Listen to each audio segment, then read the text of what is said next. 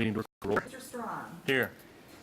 Mr. Chairman, members of the commission, and people in the audience, this is the duly advertised meeting of the Joliet Plan Commission for the month of February. We've got the agenda in front of us. We only have 2 items of business under consideration at this point in time. We've got no request to move anything out of order, so I will read the staff report from the first item on your agenda. That is item number 4. We've got A315, and it's an amendment to an annexation agreement for the southeast corner of Laraway Road and Illinois Route 53. Applicant is Pilot Travel Centers LLC, and they are the contract purchasers. The owner is Mazan State Bank trustee, and the trust number is 5074. The request is the approval of an amendment to an annexation agreement, and the purpose is to develop as a pilot travel center. The existing zoning down there is B3 General Business. Again, it's located southeast corner of Laraway and 53. Surrounding land use and zoning to the north is industrial with I-1. To the south is residential with A1 County Agricultural. To the east is residential and agriculture with County A1 and some City B3. To the west is commercial with City B3. Size of the property is 9.24 acres, and it's currently residential and undeveloped land. Site history: the subject property was approved for annexation, zoning, classification to B3, and the approval of an annexation agreement in July of 2006. For special information, as part of the original 2006 annexation agreement, there were certain terms and conditions set forth regarding the future development of the site. A planned unit development process was required, as well as a 50-foot wide landscape areas along Laraway Road and Route 53. They were also required as part of the agreement. In order to allow for the proposed pilot travel center, it has been determined that the PUD process was no longer necessary and that the 50-foot wide landscape area could be reduced down to 30 foot. The city design standards and landscape requirements remain in place that will still ensure the highest quality development, will also allow the developer some flexibility to complete the project in a timely fashion. The Community Design Review Board reviewed this request at their February 5th meeting, and the minutes are available, and that concludes the staff report. Thank you. Could we have the petitioner on this item, please? Michael Hanson, attorney representing both the owner of the property and the petitioner. Essentially, Mr. Commissioner and members of the, Mr. Chairman, rather, members of the Commission, we have nothing really further to add. It's a very simple matter before you today, as Mr. Haller explained, an amendment to a current annexation agreement, which makes it a little easier for my client to develop the property. So I guess I'll entertain any questions anybody may have. Very good. Any comments or questions from the commission? Yep. Any comments or questions from the audience? Please come to the microphone, state your name. Hi, I'm Len McHenry. I'm the owner of Route 66 Food and Fuel in the southwest corner there at 53 in Laraway.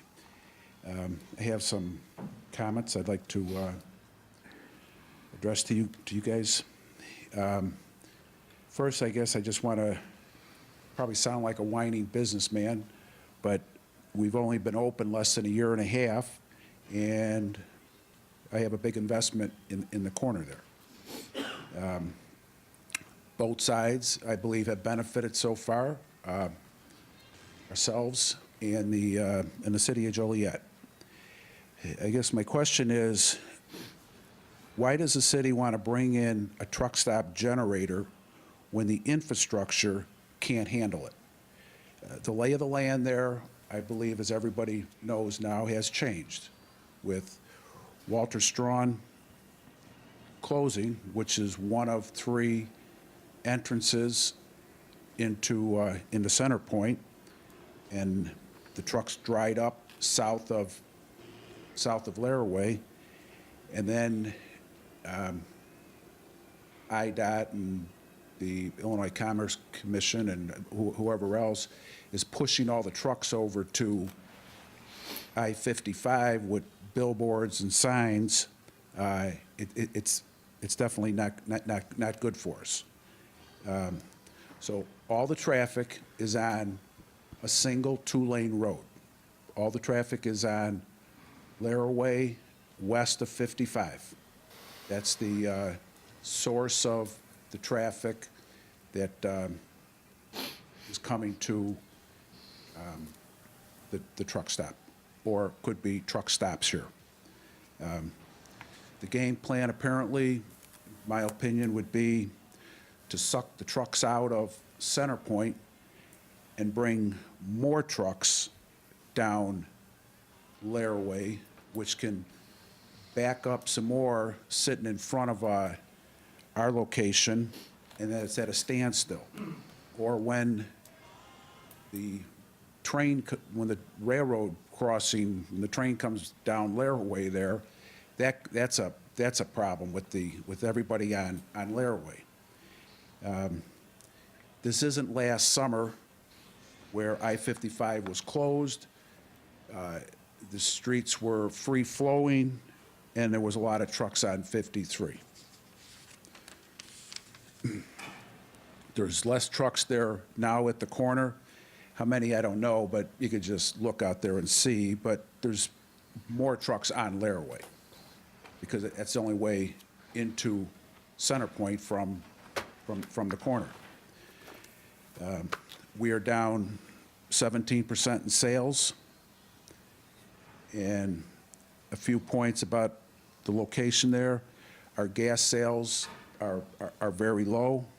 Weekend business, not very good. There's no lines for fueling, and we service the existing traffic. We service the existing traffic there now. I guess on your side, it's free enterprise, and people can build sometimes whatever, wherever. Two truck stops won't work on that corner. You know, like I said, last summer was different. The trucks were backed up from Laraway to I-80 solid. It's not like that anymore. Many trucks fuel in their own yard that travel Laraway there. They're not potential customers. They just help back the traffic up some more, but I guess that's, you know, they travel everywhere. So some points are, what will you gain from another truck stop at that corner? For example, if we move half of our business across the street, there's zero gain. If we struggle, then, you know, it's not good for either one of us. You probably wouldn't be happy with the with a new owner, and more diesel fuel sales, that's a zero gain. So I don't see what the gain really is when the existing traffic is being serviced. So to bring more trucks to the area, is there a plan?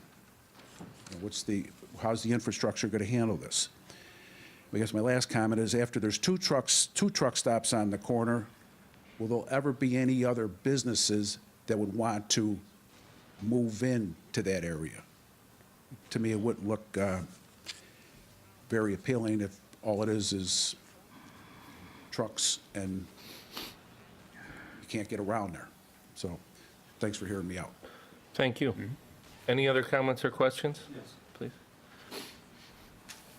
Good afternoon. My name is Lyman Tiemann. I'm the attorney for Len McHenry with Lenny's business on the opposite side of Route 53. I'm really concerned about this because looking back at the history of this land, the property was annexed to the city of Joliet in 2006. At the time of the annexation, the owner of the property, who was the owner then and is still the current owner of the property, agreed to enter into an annexation agreement with the city of Joliet that provided specifically that this site, the property in question, would be developed as a planned unit development. I understand Mr. Hansen's comment that the property can be developed without the PUD. That really, in my mind, is a non-issue. I think the purpose of the PUD was to afford the city of Joliet the overview on the development of that corner so that they can take a look at the bulk zoning regulations, the layout of the property, determine whether or not there's any particular changes that they would want to make to the development as it develops on that corner to enhance the public health and safety and welfare of not only the people that pass by that corner, but also that live within the city of Joliet. There is no site plan that we've been able to see, and without moving forward in the spirit of the planned unit development, which would give us the right to come back at a future date for a public hearing on the site plan, we may never see a site plan for this development, nor will anybody else, unless this proceeds as the way it was intended under the original annexation agreement. I think there's issues down there that Len McHenry has raised, and traffic on westbound Laraway Road from Route 53 is a major issue currently. You've got the school further down west.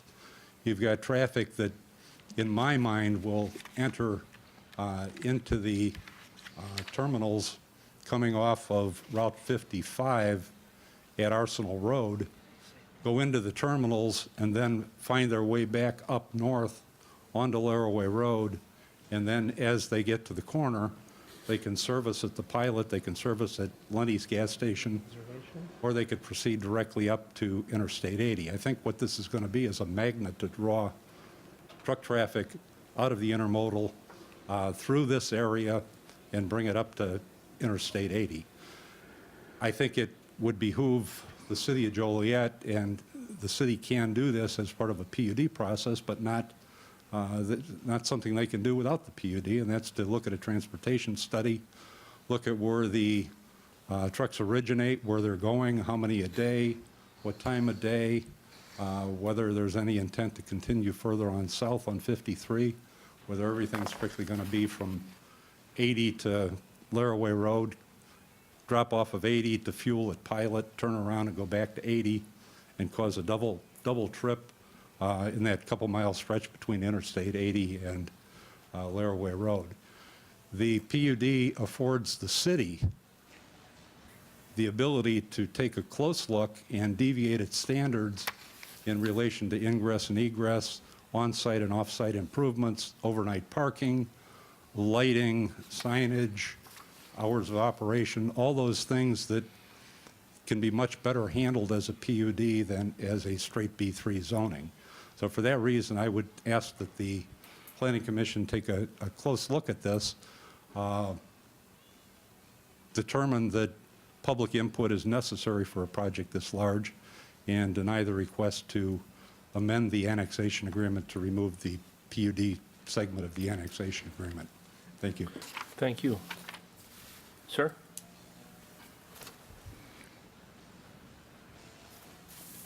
You could have that map that shows the land up there in some way. My name is Scott Glasscock. I happen to live or have a home at 198 West Laraway Road, which is west of this area. This is a double-edged sword for me because we own, my brother and sister and I own the property in the northwest corner. There's approximately 25 acres there. One of the things that concerns me is that we have a railroad yard at the end of Laraway on the south side of Laraway Road that can feed this Route 53. They are now in the building stage of having a railroad yard on the north side of Laraway Road at Patterson Road. I don't know what's in there. I've heard that there's supposed to be bulk hauling, storage, and also oil, and there may be lumber or other things, grain or something like that. I recently got an appraisal for that piece of property, and I noticed they had comparable sales, and one of the sales was that gas station in May of, I believe it's 2013. And in it, they said that it would be a commercial site, and they said that Route 53 would handle 15,000 trucks a day, or vehicles a day, I should say. Laraway would have about 5,000 vehicles a day. Like I said, this is a double-edged sword for me. It makes my property more valuable, but on the other hand, sometimes I can't get out of my driveway because there's so many trucks. They're cordial, but they're still in the way. So it's up to you. I just thought that you ought to know that and speak for myself and my brother and sister. Thank you. Yes.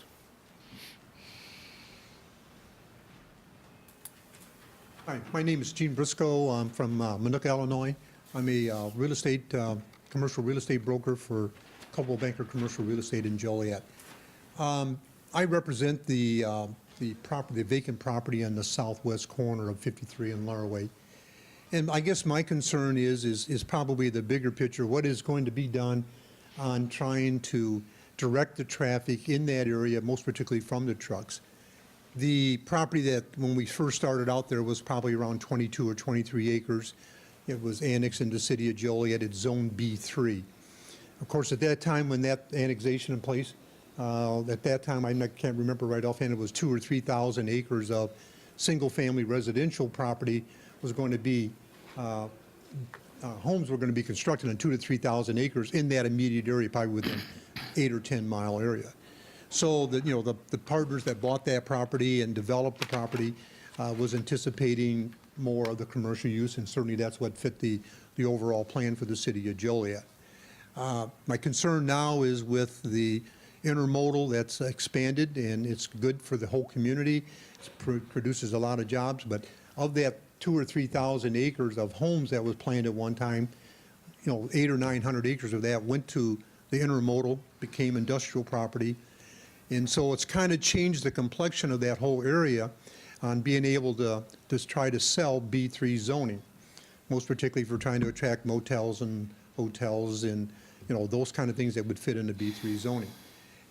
The Walter Strawn closing has caused a lot of ripple effects, and I think everyone's kind of aware of that. I hear there might be a plan, some kind of a big study to be done to kind of look at the transportation for that area, But my bigger concern is me representing the owners of this property trying to sell B3 with the congested traffic plan. It's pretty hard to live with that type of zoning and try to attract that kind of business. Certainly, I have nothing against Pilot or anyone selling their land to Pilot. I think it's, any activity down there was sometimes we thought it would help us. Us selling the land and everything to Lenny, we thought we would get some residual sales out of that. Didn't happen. Still hasn't happened today. The inquiries that I'm getting for that area is all truck related, truck storage, truck repairs, truck wash, anything to do with trucks is all we're getting. Not getting the fast food restaurant, not getting the hotels, not getting. So, it's a bigger picture that I hope that you would look at, transportation-wise, how things are going to get in and around. Certainly anything that would block the current business that's there is going to affect any future businesses that would want to locate there. Thank you. Thank you. Were there any other comments or questions from the audience?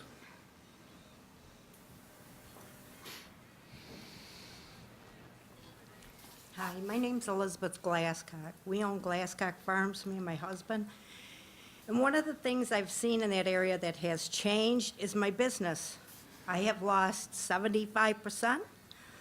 My comments from my customers, and I'm sure I've seen your faces at my stands a couple times. I truly believe one of the problems we have is the customers don't want to deal with the trucks. We have the trucks, that is what it is. But we need to just get it a little bit safer for our customers to get to our business and the people to get in and out of the property, as my husband had stated. That is just my biggest concern because it has not helped the businesses. That's all I have to say. Thank you for your time. Thank you. Mike, did you want to address a few questions? Mr. Chairman, members of the commission, I'm just going to make my comments just with one particular matter that Mr. Tiemann happened to mention. We decided, and with the city's consent and direction, to amend the annexation agreement. Essentially, the annexation agreement is a contract between the city and the property owner, and it provides and can provide the same type of protection, the same type of matters in there that a PUD can provide as well. Now, the city staff has gone through the annexation agreement, gone through the PUD, worked with Pilot with respect to the site plan. You saw the copies of the site plan here today.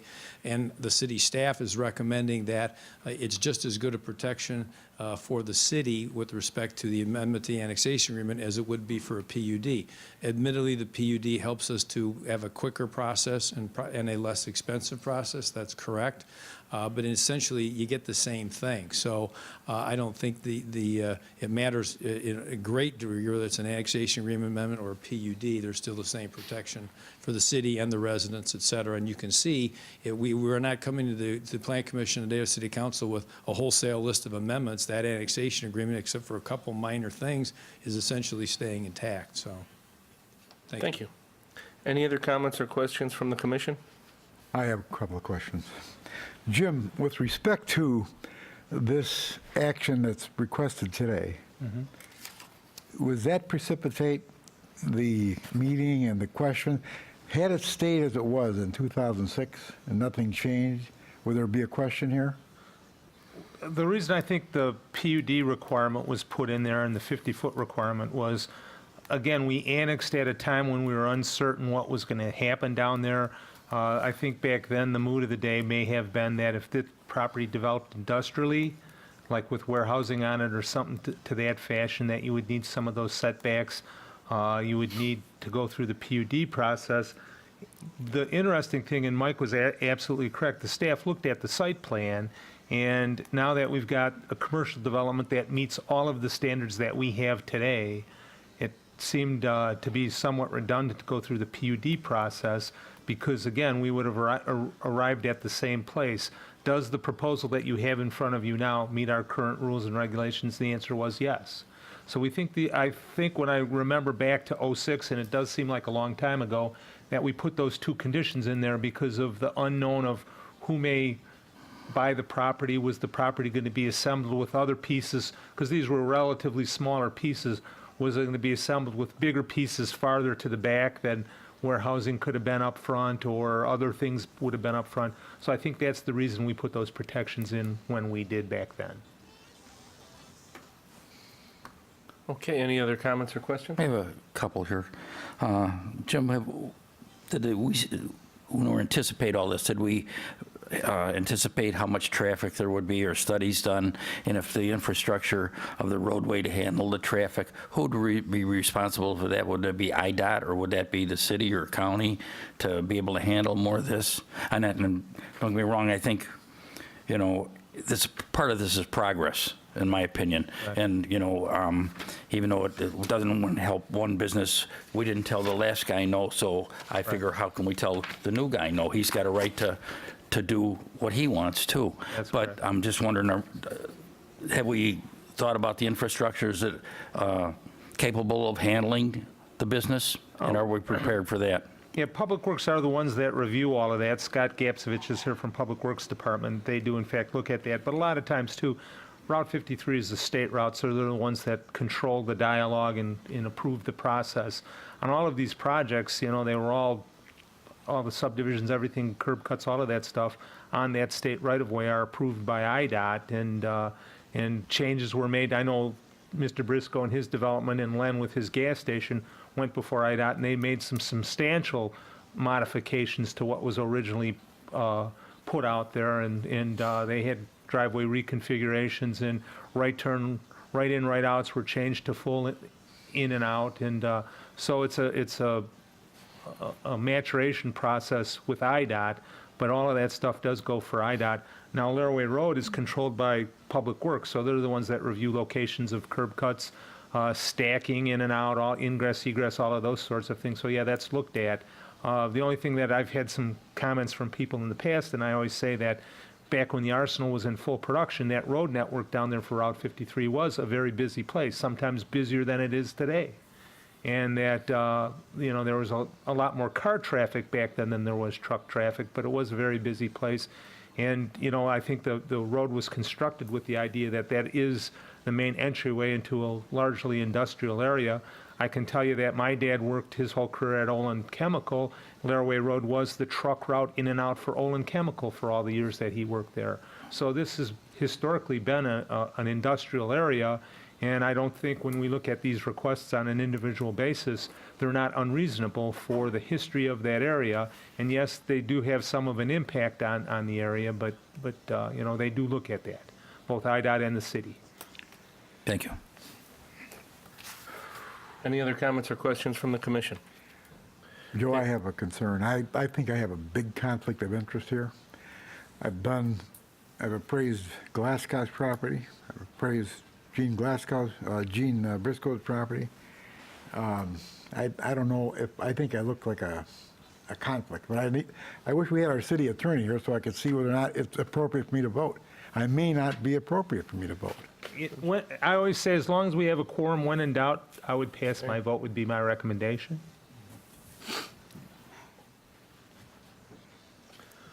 Okay. Any other questions or concerns? Hearing none, a motion is in order for A-3-15. So moved. Second. Call the roll. Ms. DeAndre? I have to pass. Mr. Kella? Aye. Mr. Moore? Aye. Mr. Roosevelt? Aye. Mr. Shatina? I have to pass. Mr. Cox? Aye. Mr. Strong? Aye. Okay, thank you very much. Next case up, Jim, would you please explain what just occurred? okay. What's our vote tally? 5. In favor and two passes. It's a positive vote, recommendation to the mayor and city council. And these amendments to the annexation agreements do go to the mayor and council. It would be on the, March the 3rd is the next city council date when this would be considered.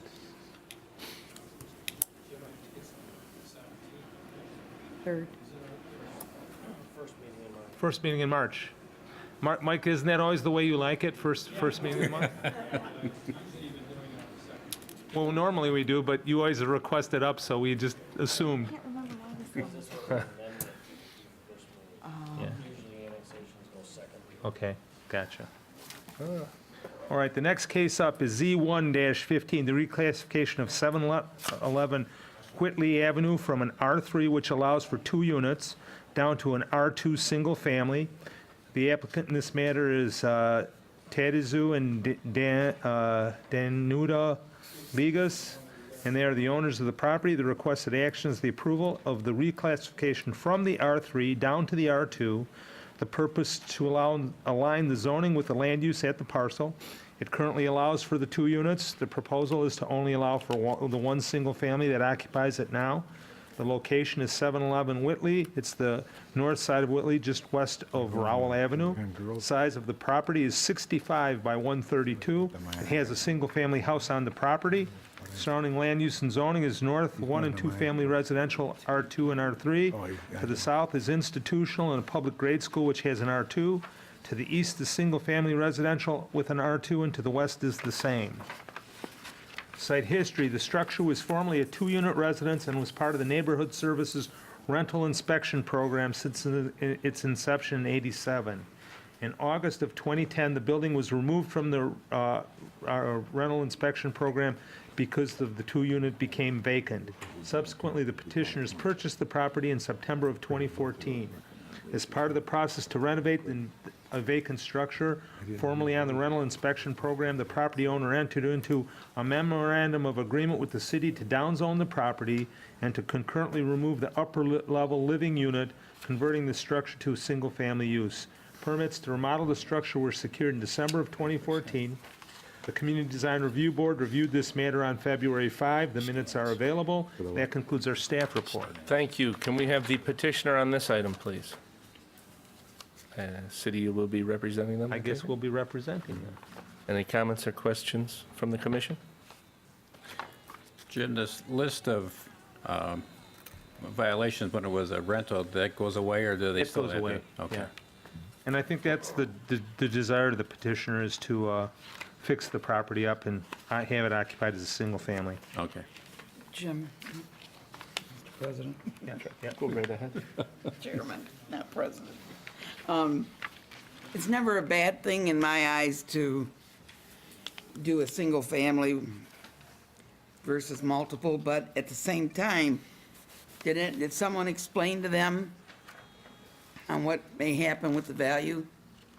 Yeah, I think they always go through that discussion with them, but I think what we're starting to see now, and I know for those of you involved in real estate would never believe this, but at some point in time, a lot of these folks start to realize that is they've got a historic 2-unit that has the the dual water accounts, that they get tired of paying the surcharges on a dual account, especially when the property is being vacant. And I remember the lady that was up in the cathedral area that was here, and I know, Joe, you asked her 20 questions about, did she know what she was doing? And she said, number one, I'm tired of renting to people. I'm tired of that. I'm too old for that. I don't want to do that anymore. And number two, I'm tired of paying the extra tax burden and the extra utility burden of having 2 units. So she said, I want to live out the rest of my days with a single-family house with none of that overhead. So yes, they do explain that to them, and we're seeing more and more people come forward like that. She was younger than me, too. You know what I say, you don't know anybody till you marry them or rent to them. Exactly. That's exactly true. So we are seeing that, and in this case, Barb's off today. This is Barb's case. I could ask her specifically, but that is what I assume is going on here. Beautiful. Nice-looking house. Yeah. Very good. Any other comments or questions from the commission? Hearing none, a motion's in order for Z-1-15. So moved? Second. Call the roll. Mr. Kella? Aye. Mr. Moore? Aye. Mr. Rusnellis? Aye. Mr. Shatina? Aye. Mr. Cox? Aye. Ms. DeAndre? Aye. Mr. Strong? Aye. And next up then would be the approval of the minutes from the January meeting. Do I hear a motion to approve? So moved. Do I hear a second? Second. Any discussion or changes? All in favor signify by aye. Aye. And then, do I hear a motion to adjourn? All in favor signify by aye. Aye. And we're done. Let's see, we've got filing deadline, Karen, is That was last week. last week, and we've